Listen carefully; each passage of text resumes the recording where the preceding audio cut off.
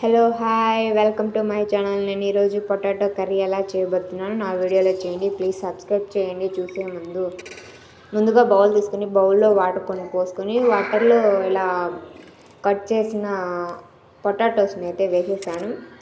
దానిలో మాత్రం కొంచెం సాల్ట్ వేయాలి.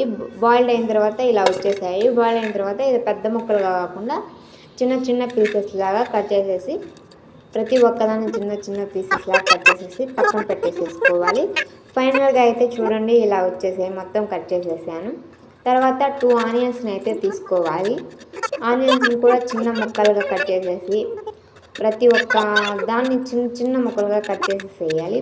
తర్వాత టమోటాస్ని కూడా అలాగే కట్ చేసి పక్కన పెట్టేసుకోవాలి. ఒక బౌల్ తీసేసుకొని ఆ బౌల్ ఆయిలు, పోపులు, ఆనియన్స్ వేసేసి గ్రే కలర్ వచ్చేంత వరకు ఆనియన్స్ని తీసేసుకొని తర్వాత టమాటాస్ని కూడా వేసేసి అలా మూత పెట్టేసి ఒక 2 మినిట్స్ అలా ఉంచామంటే ఇలా వస్తాయి. తర్వాత బాయిల్ చేసిన పొటాటోని అలా వేసేసి కొంచెం పసుపు, కొంచెం కారం, కొంచెం సాల్ట్ అలా వేసేసి తర్వాత ఇలా ఉడుకుతున్నప్పుడు అల్లం వెల్లుల్లి పేస్ట్ కొంచెం వేసేసేయాలి.